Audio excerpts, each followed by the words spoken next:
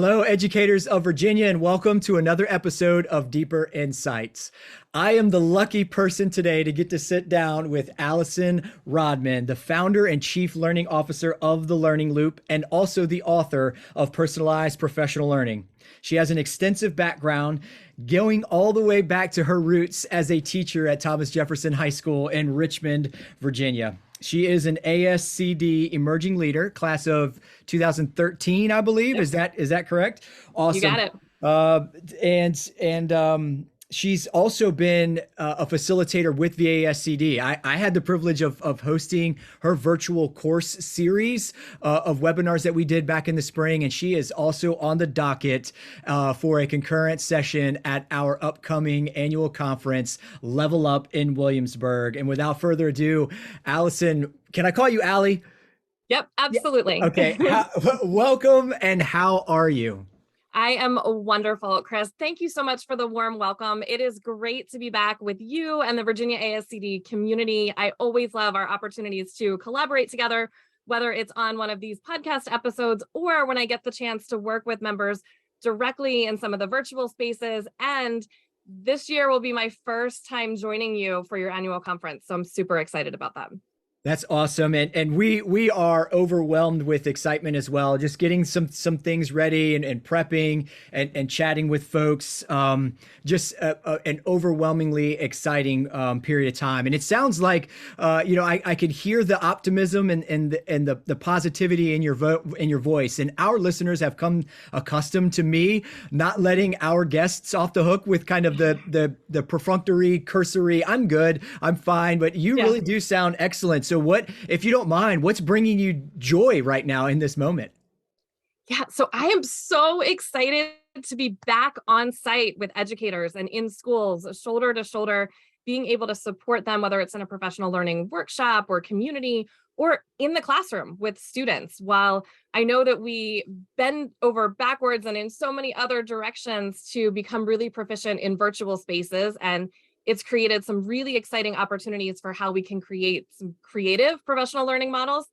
The joy that you feel just being back on site with educators in a variety of different contexts is just a little different this fall than I think what we've experienced the past 2 years. I agree. There's something to be said about the convenience of virtual, and how we're able to reach out and extend and not have to go very far or cut out the commuting time. I mean, there's a lot to consider with virtual, but you're right. There is no substitute for being with each other three-dimensionally in the same space. It happened for me just this morning. I'm part of a coalition, and we keep our meetings virtually.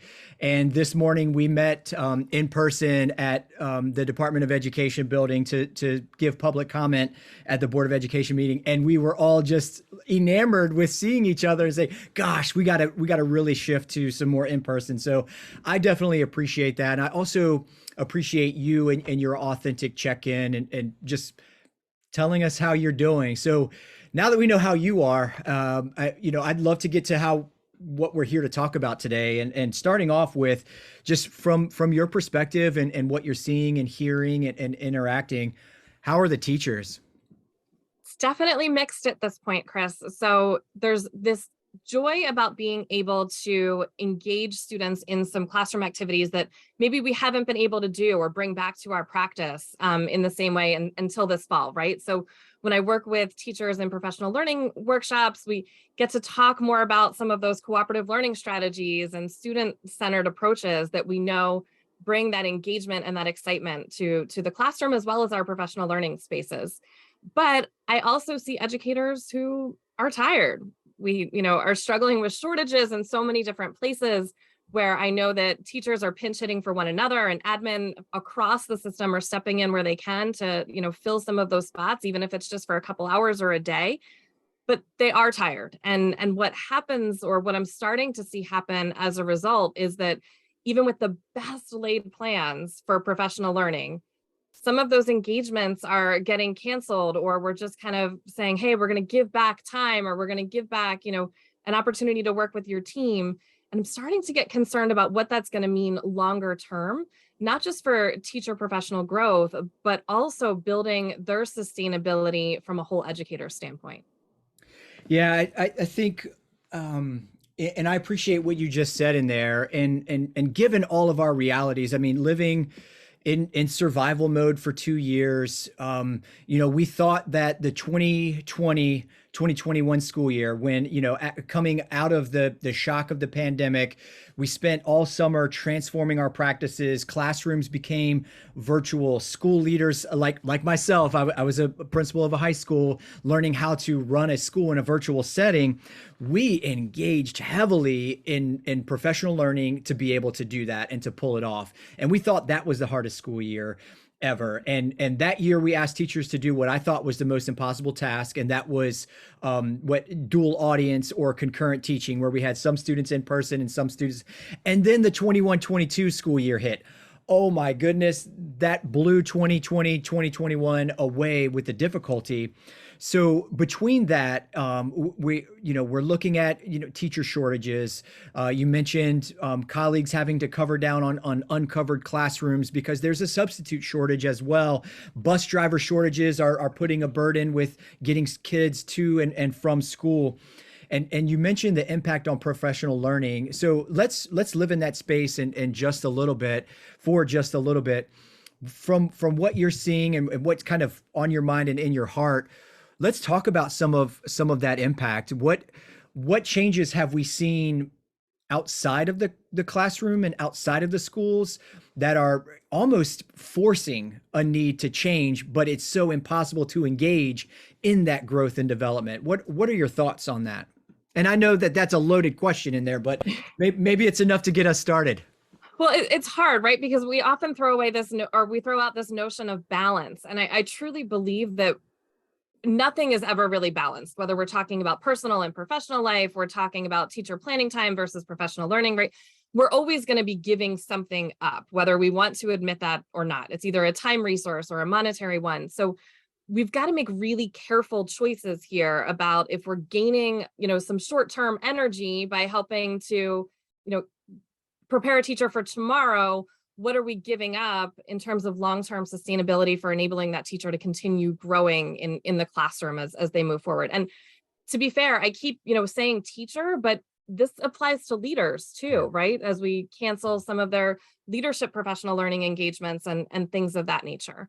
So when I reflect back to the 2018-19 school year, as well as that fall of 2019, I was so encouraged as a professional learning facilitator because I felt as though schools were really starting to move the needle on personalization. They were asking the hard questions around, how do we do this differently? What does it mean to meet educators where they are? And not only tailor things to their needs in terms of topic, but also the way that we're facilitating those engagements. And it was exciting to have those conversations because we were finally putting into place the same practices with educators that we were expecting them to utilize in the classroom with students. And over the course of the past 2.5 years, I just feel like we've taken so many steps backwards in the professional learning space where we've forgotten about things like diagnostics for our teachers, right? Or we've forgotten about creative scheduling where not every teacher needs to go to every workshop, but that doesn't mean that you cancel all of the workshops.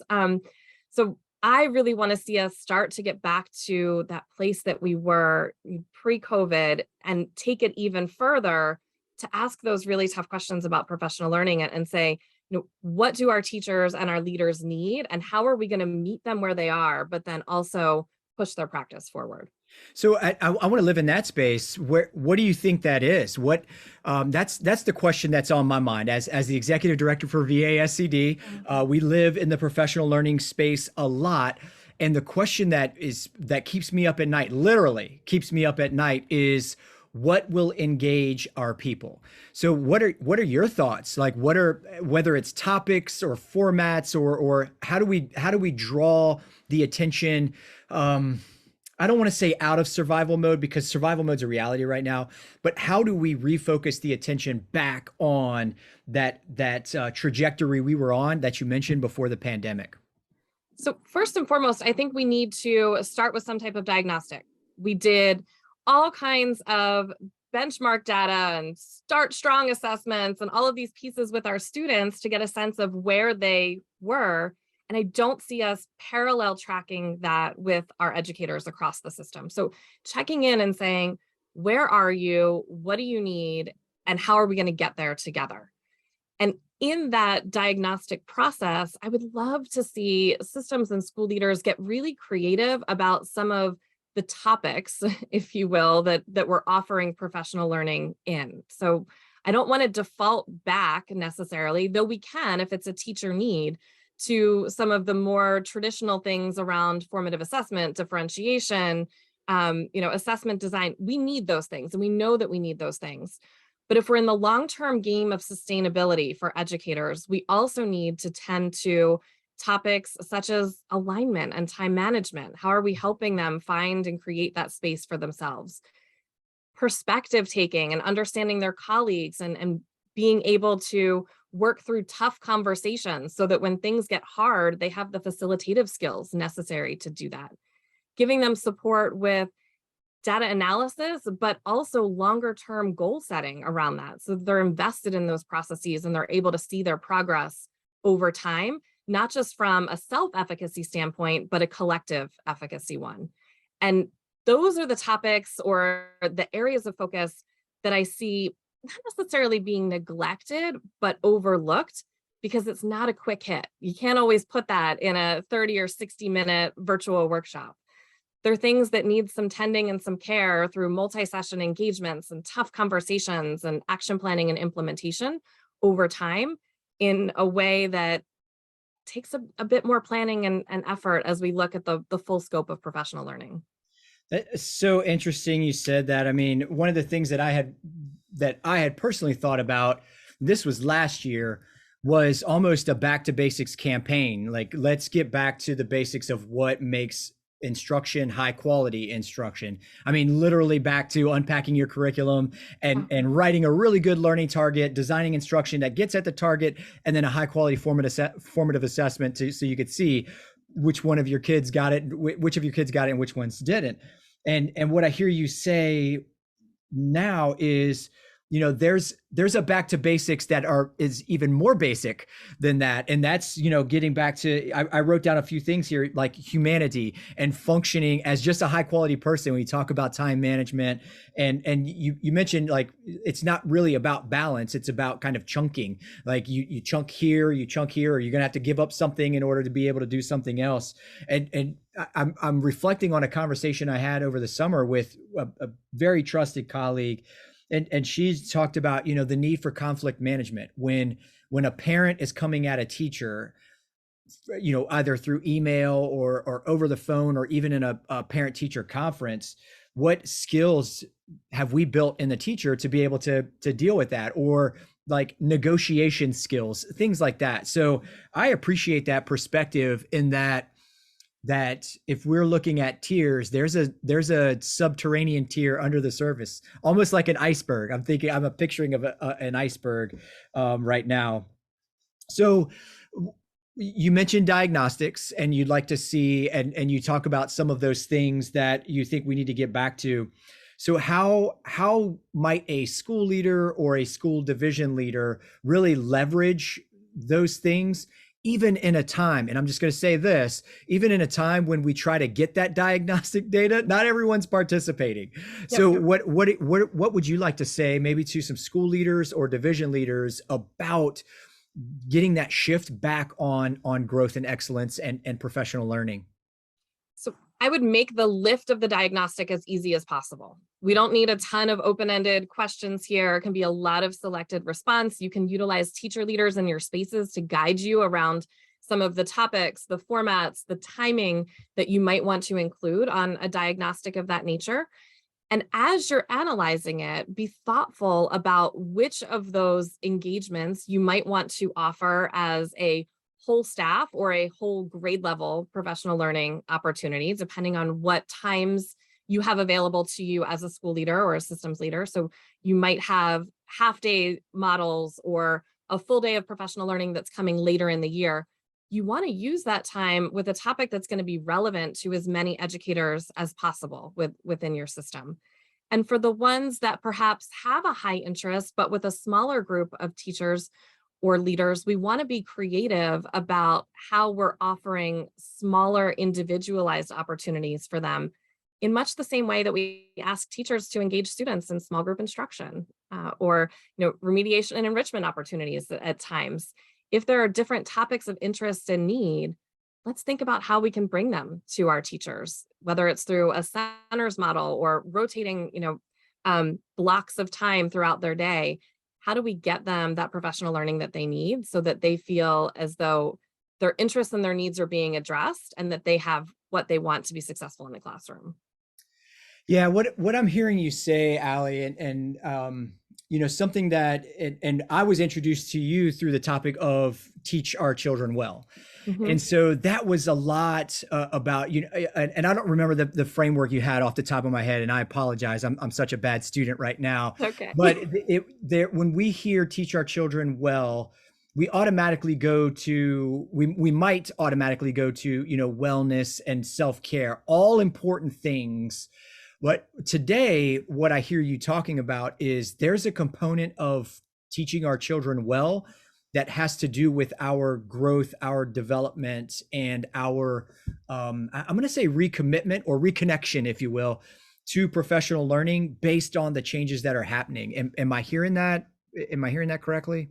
Absolutely. And part of that is pedagogically based, right? So we don't want, I remember being a fourth or fifth year teacher and saying to myself, if I have to sit through one more classroom management workshop, I'm just not going to make it, right?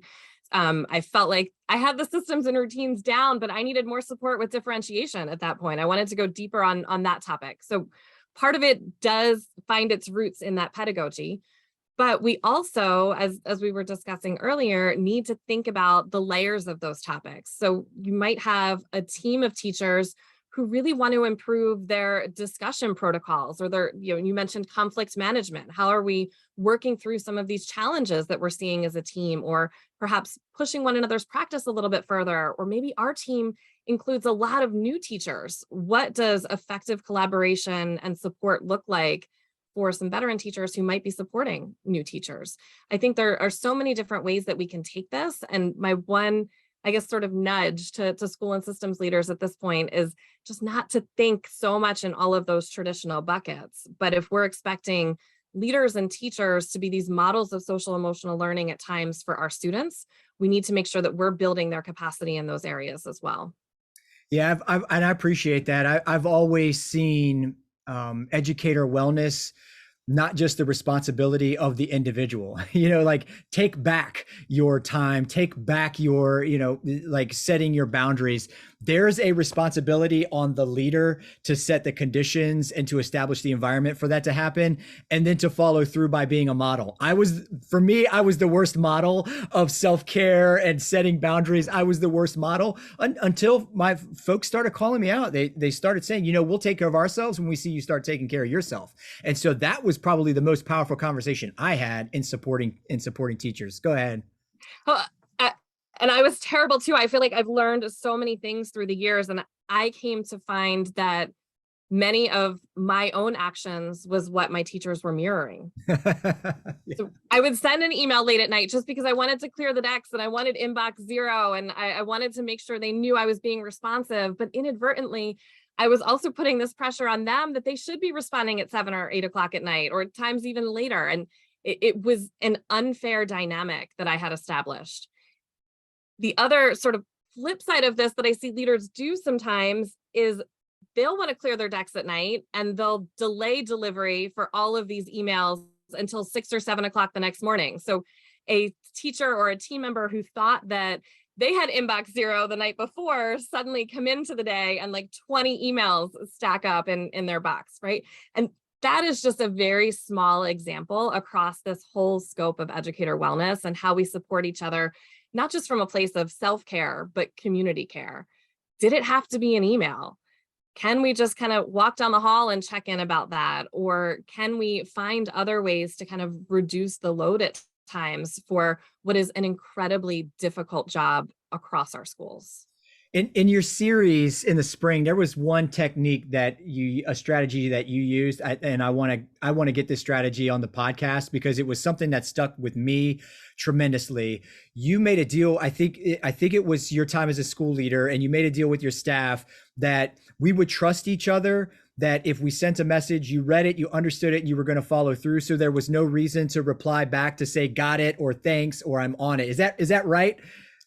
That's exactly it, Chris. So myself and another leader on our team, we did this informal analysis at one point just to see roughly how many emails were we getting and responding to in an average day as a school leader. And once we crossed that 350 threshold and we're sort of dabbling in the 400, 450 space, we knew that something had to give. So in my conversations with the teachers that I supervised, the counselors that I worked with, any of the other members of my team, I was very transparent. And I shared exactly, what you just offered to say, I trust you in your work. I respect you in your work. And I know that you're just going to get stuff done. And if you have a problem, I would hope that you feel confident enough to come to me and to let me know so that we can work it through together. But let's set a norm that we know that we're grateful for each other. We don't have to send emails with the quick thank you or the yes or the got it. Because when we cut down on those, I kid you not, I think it was a reduction in at least 100 of my emails a day. Wow. And it's hard, right? Because we want to let people know, yes, we got it. I'm on top of it. But subsequently, we're also adding to the workload for one another in a way that we don't necessarily need to do. And it's so funny and it's so not just fun, it's not funny, but it is so true that even seeing an unread email that just says thank you or that just says got it, it's another thing that I either have to swipe left or swipe right or so that I can keep it unread to get my inbox zero or to keep that going. So all of our leaders out there, let's take a cue from Allie here and establish environments where we trust each other to do the work, we empower each other to do the work, and if something is breaking down, we have the courage and the respect to communicate it. Otherwise, we will assume that all is well. Imagine if we could have work environments like that. Not just because inbox, we need to keep our inboxes down. That's an absolute benefit. But Allie, the work environments are another critical component to the teacher shortage. And so when we talk about trust, when we talk about empowerment, our teachers and our school leaders, quite frankly, need more of that flowing in and out of those relationships. So I'm glad we had a chance to visit that, because that's a key and critical point, not just on a time management side, but also on a critical component of leadership in creating an environment that is healthy for our people.